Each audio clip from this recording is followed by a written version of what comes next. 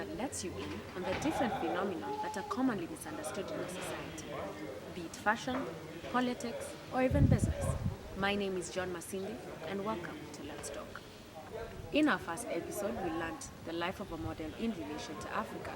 Is Africa ready to embrace modeling as a mainstream career? For this and more, let's have a look. In today's episode, we reveal what it takes to be a model in Africa, specifically Kenya. Our reporter Mary Zawadi has more on this. With the modernization of Africa, modeling is still not a highly pursued career. But well, can anyone penetrate into it, or can anyone be a model? Would you be a model? Yes, I would. Why? I think it's a fun occupation. I think if it's something that you want to do, why not? I don't think there's anything particularly wrong about being a model. And do you think modeling is a conventional career in Africa or anywhere? Yes, I think so. I think it's an art as well. And I think this idea of careers needing to be conventional is also disturbing because the world is evolving. So careers also have to keep evolving with time as well. Mabel Odima, a career expert and consultant at Daystar University, gave us more insight on the matter. Do you think that modeling will ever be on the same platform as medicine and law at any point? Modeling has even repeatedly overtaken medicine, architecture, and all those others. Mm-hmm. It's just that we want to clarify the platform from which it should operate. But then why the resistance? By millennials want to be models, but we're not allowing them to be models.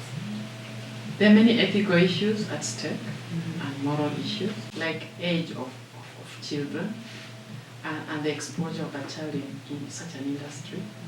Yeah, there's a lot is at stake if there's no parental involvement.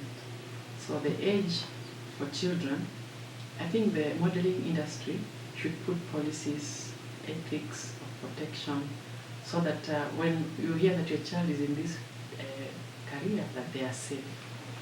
Can you just reach a point where you are just a model? That's it. We are already there. There are people who are living on modeling, 8 to 5, 6 to 6. Modeling is a very lucrative career. It brings income. It colors the world beautiful. It puts smiles on faces.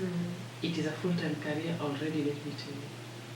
Very slowly, people have become receptive to the idea of it being a conventional career.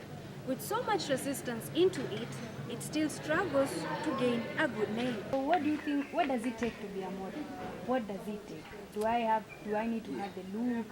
Or what is it all about? What does it take? Yeah, people believe looks, but not really. It's a blend of a lot of things. Kuna swag aspect, kuna how you blend your skin, your body type, and how you make simplistic look complex. That it's not about being beautiful, because nikiangalia all the Miss Worlds and the Miss Universes, huwezi sema okay, ukiangalia runners up wa number 2 wanaanga better than Kiuso, but ni vile huyu alivaa. Wakati tumepata hiyo balance ya to blend your body type, your skin type, na pia ku measure weather vile inafaa kuvaa na sivyo. Wakati tumepata hiyo balance, then you are a model, a fashionista in fact. With the known struggles and challenges of being a model and the reputation that goes with the business, should the current generation stay hopeful on the matter? Well, for Let's Talk Fashion, my name is Mary Zawadi. Today we have the privilege of interviewing one of Daystar's elite. He is a pageant model since 2013. He was crowned Mr. Daystar 2014-2015 and even went further to be Mr. University Kenya 2015-2016. He is currently working in association with Surazuri Agency. Thank you for joining us today. It's a pleasure. So I've always been curious, why did you start modeling and how did you get into it?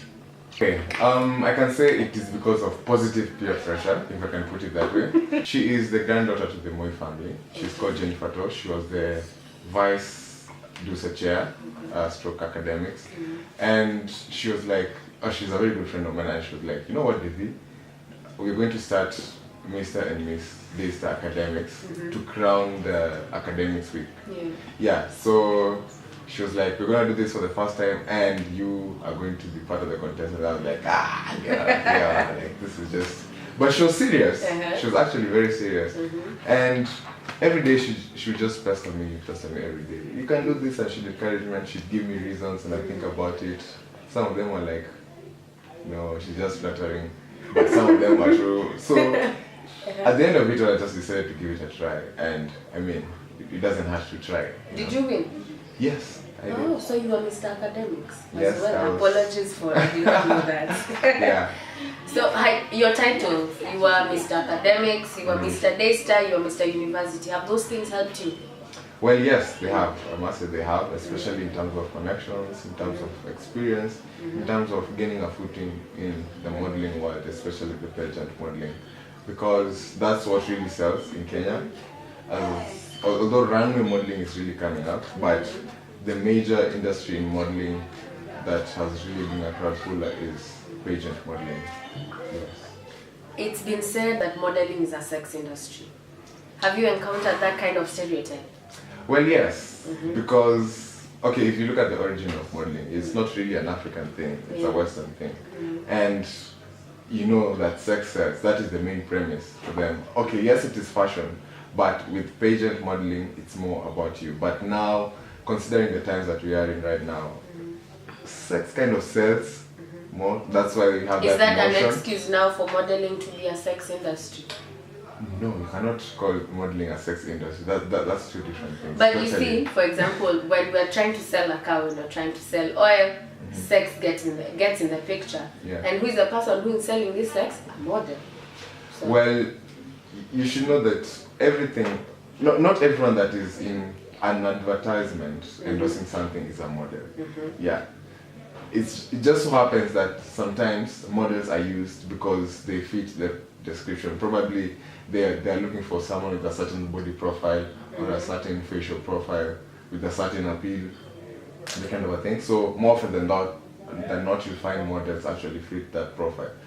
But with things like brand modeling or yeah, like let's say things like that, like when you look at billboards or adverts on the TV, most of them are not really models as such. They can be just common wananchi, and you know. does modeling have a stereotype? Like you have to be, like for Yes. example, in the States you have to be a certain kind of black. Yes. Here you have to be a certain kind of light. You have to be a Yes. certain height. Pageant modeling is not really about like the sex appeal like you'd have in a runway modeling, because in runway modeling you're a walking wardrobe. That's what it is. Yeah, it's never about you, it's about what you're wearing.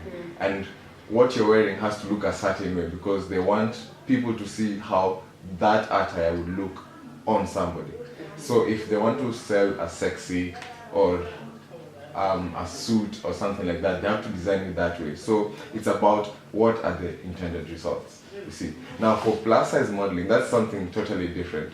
It is more of a, well, we've been leaving these people out, so let's also include them because that's actually... To open the industry. Yes. Actually, it's that's what also- it's been. Because again, you'll find that you'll have plus size people, you know. Not everyone is petite and everything, and they still want to dress well. But as they well. still want a stereotype of a plus size model. It's not just any kind of plus size model. Well, as I Doesn't said, happen different like people that. want different results. I am not the standard, so I cannot speak for them. But what I know is that the modeling industry right now, especially during this age, interests are so diversified, and the premise of sex selling in almost everything has been deeply rooted in our times today and in almost any industry. That has been David Julius, the former Mr. University Kenya. On our second episode was very interesting. We learnt about business and entrepreneurship of millennials. Everybody wants to be their own boss, but can everybody be their own boss? For this and more, let's have a look. In today's episode, we'll be discussing the trendy topic of being your own boss. Our reporter Miriam Mongoi has more on this. Young people have decided to take up money into their own hands. Student businesses have become a new phenomenon. So, what is the drive behind the new trend? Do you have a business of your own? No, Why? because I haven't gotten a chance to start one. If you got the chance to start your own business, what type of business will you indulge in? I'd like to do makeup on people because it's something that I like. Do you have a business of your own? Yes, I do. What type of business do you do? I do agribusiness, to be more specific, coffee farming. Why do you do that kind of business? Back in my hometown, that is in Embu County, because it's rich in coffee, and that's where I come from. What benefits does that have? It really has a lot of benefits. I wish you could understand, but in the end of the year, if it can give me perfectly like over 2 million, that's good with me. The desire to be your own boss is something that everyone can. However, it will take some bit of time for one to realize it. If you come out of training, one would expect you to build some bit of experience first. With the growing trend of being your own boss, one must wonder with the next generation, who then will be employed? So I'm not ruling out that. I'm not saying that formal employment or that kind of a boss, that kind of a relationship is going to die. If it so happens that everyone wants to shift away from it, positively, we would think about creating a class of entrepreneurs. Because if you want to be your own boss, it means that you've got to create your own product, you've got to create line of business, so you have that kind of innovative mind. So if you have so many people, thinking the same thing, then it's going to contribute to culture in society, which is a good thing, because entrepreneurship is a good thing. Yes. But on the other hand, there are those basic services that have to be provided for. Anyway, in other setups, which require one to be the boss of the other, so which will suffer some. So there will be kind of a trade-off, an opportunity for you for the employment. But by and large, my opinion is that it's a good thing to think about that. But people should not have to take some time. Finding your niche and curbing your need is very important in establishing your business. Reporting for Let's Talk Business, my name is Miriam Ongoro. Today we are graced to have Mr. Joshua Okeyo, a lecturer at Daystar University and an entrepreneur by choice. He's the co-founder of Perfect Mix Image Enterprises with his wife. Welcome, Mr. Okeyo. Thank you. What would you say led you to branding? I'd always wanted to do something extra. And there was a relative who used to work for a branding company.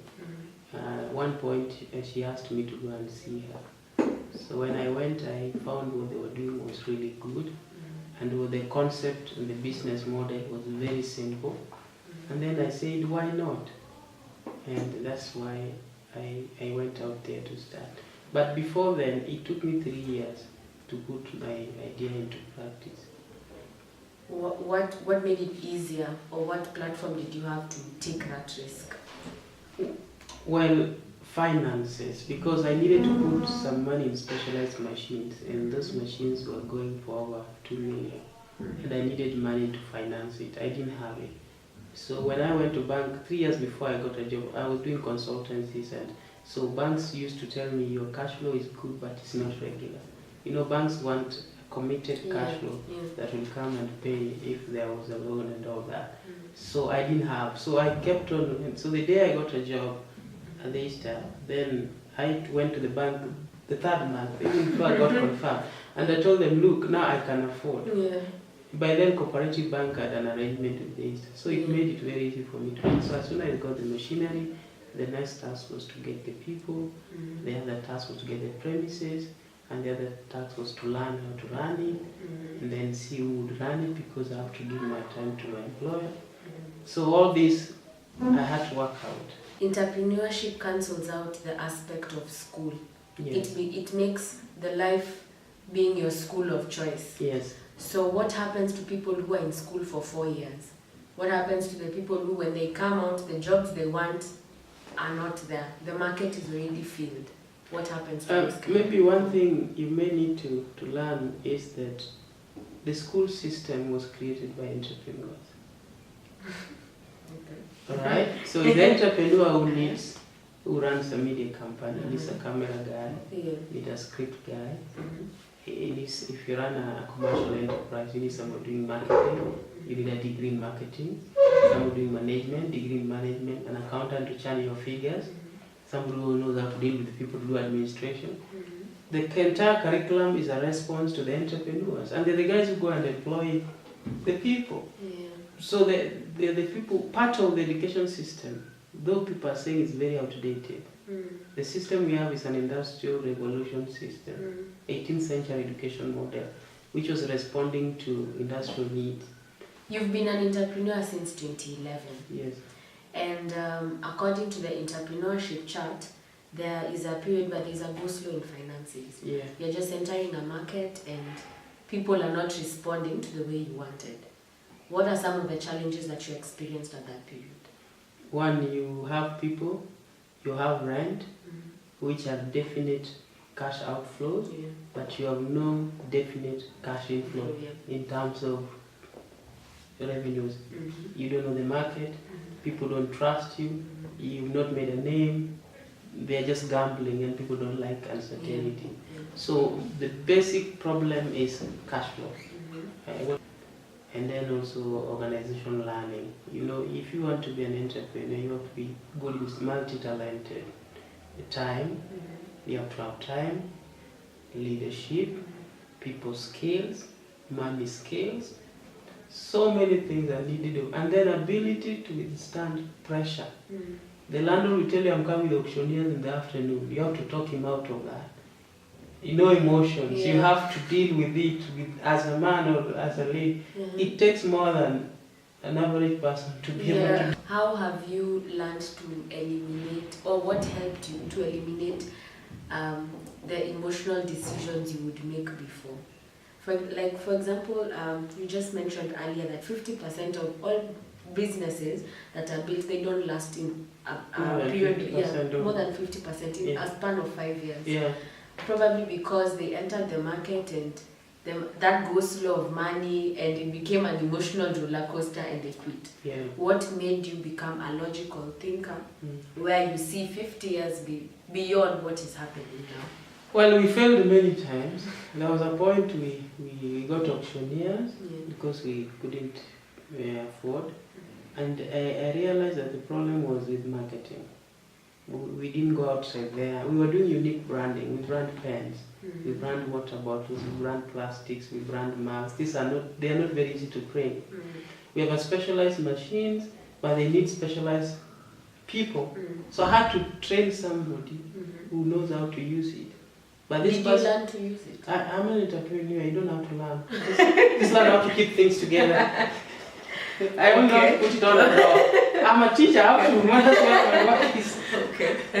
But now, how do you keep this guy interested and happy? Because he knows he holds power. He can refuse not to come when some job is there. How do you keep him happy? Play fair.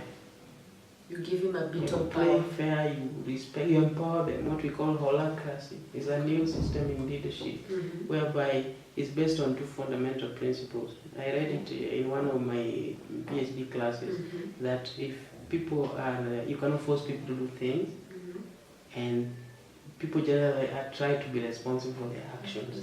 So if you are those two, you can empower people. Clearly, it's not just about ideas. A true entrepreneur is a doer, not just a thinker. On our third and final episode, we looked at politics and patriarchy. Does patriarchy play a role in our family, in our church, and in our home? This episode explains more. Please have a look. In today's show, we will be discussing the force of patriarchy and its effects. Ruth Samoei has more on this. Patriarchy is the invisible force that seems to govern our society without any recognition. But the question is, do people really understand the meaning of patriarchy and its effects?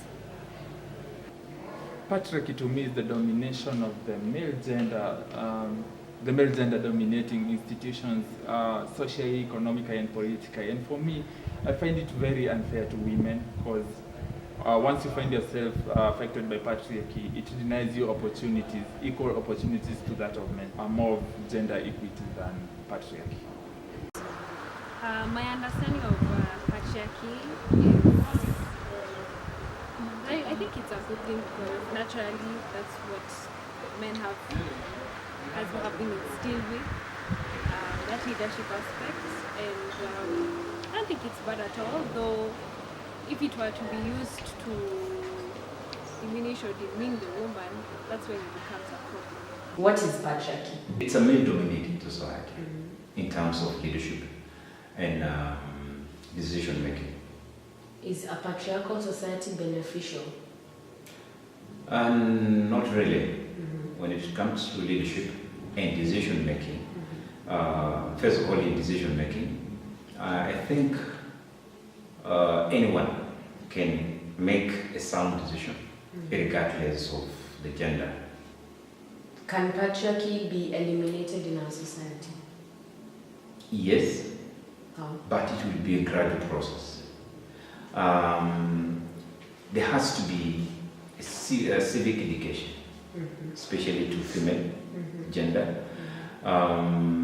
They are more of leaning toward men's decisions rather than making their own decision.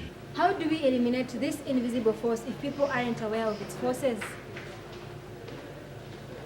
Do you think the society understands what patriarchy is?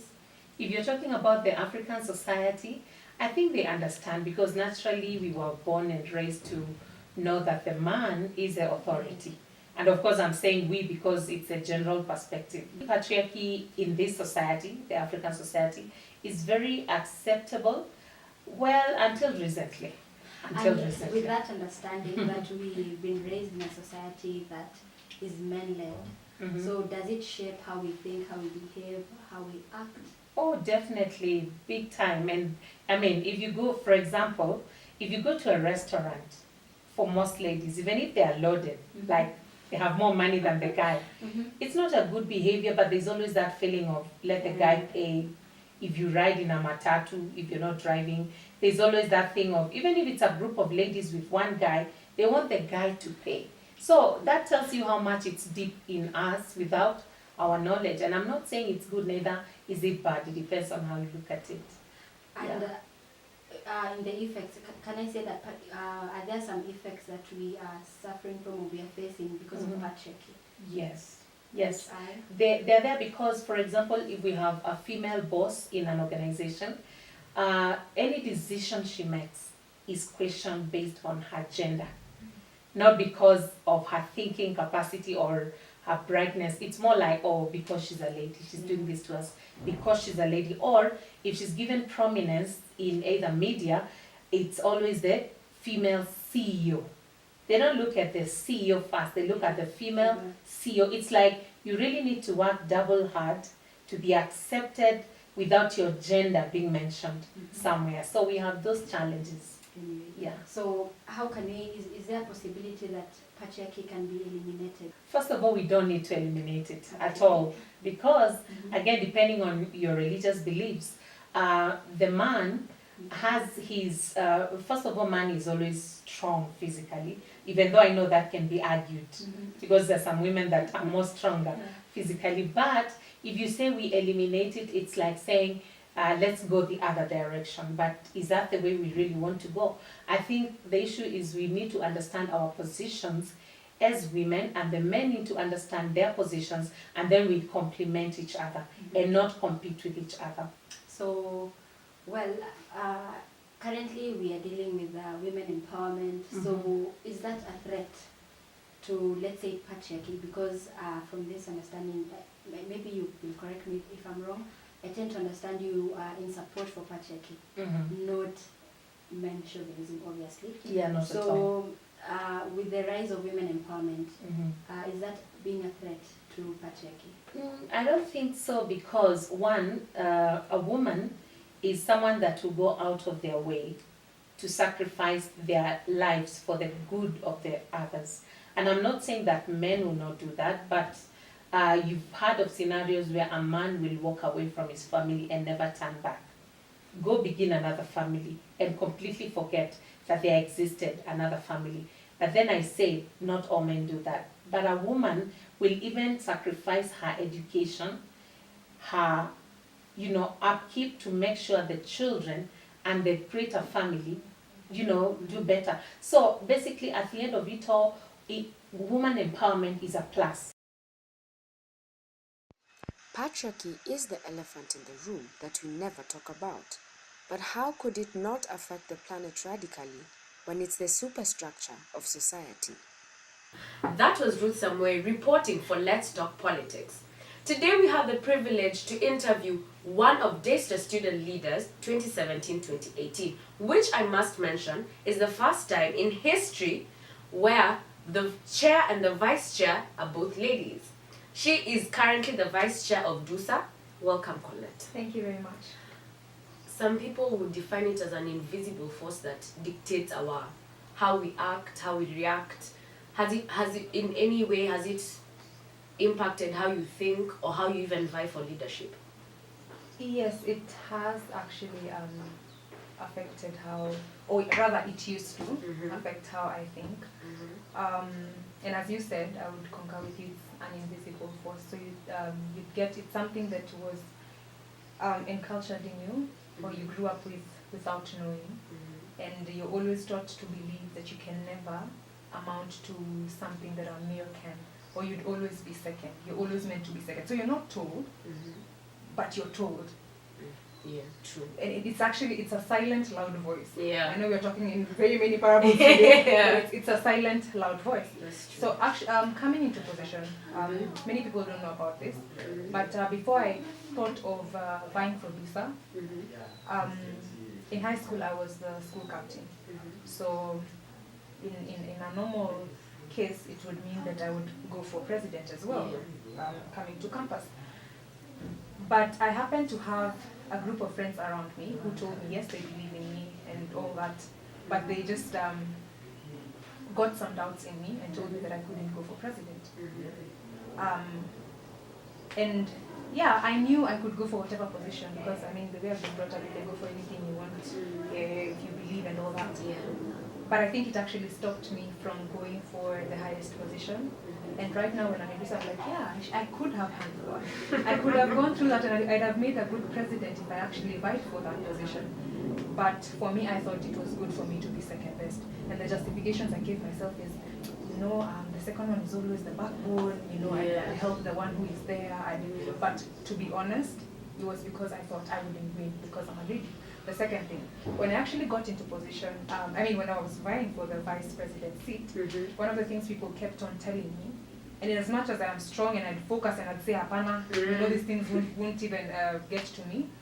One of the things people were saying is that if, because the person who was running for president at the time was a lady who was preferred around Kaliza Kagemi, my president, who was preferred, and people were telling me, she's preferred, even if you're a good candidate, people wouldn't choose you because you're a lady. So they wouldn't want a lot of ladies there. So only the ladies would actually tell me that we'd vote for you. Yeah. But some of the guys would vote for me for other reasons. But but what I was getting was that maybe you shouldn't because I think those are some of the challenges that I went through as I was trying for the position. Now that you're in leadership, Yeah. are there challenges that you've experienced because of your gender? Being in a Christian institution. Wow. I wouldn't want to narrow it down to the Christianity bit, but I'll talk about generally the society, because Christianity falls in the society in as much as it's a religion. Yes, especially in terms of, I think, duty allocation and such things. So you find, yes, I'm the deputy president, but sometimes during meetings where all ranks are there, all positions are there within the government, you'd say something and a male leader would say something, actually repeat what you said in other words that are not even as emphatic as yours, but somehow for some reason their opinion or their position will be taken over yours. And you'd wonder, I actually said the same thing. And this would, it happens a lot, but this would happen. I believe in the executive that we have, we respect each other. We respect each other so much, and I appreciate the guys that we are with, the gentlemen that we are with. But now this would happen when you're having other administration leaders who are maybe older than us, and we'd have like one combined meeting. We'll be told, and Colette, maybe you can take the minutes. I realize it's something that is encultured in us. It's an ideology and a perception, and in fact, it's not a perception. It's deeper than that. Yeah, it's something that we should get rid of, because even us as ladies, we've started believing that we can never, or we cannot be as good as men. Yeah, that's true. So I believe what we should do is do a kind of women empowerment that also empowers the boy child, so that all of us are at par. The famous Karl Marx once said, "The social progress of a society is only measured by the social positioning of the female sex." My name is John Masinde, and this has been Let's Talk Politics. Thank you for joining us. This has been Let's Talk, and I've been your host, John Masinde. Join us on next season, same time, same place.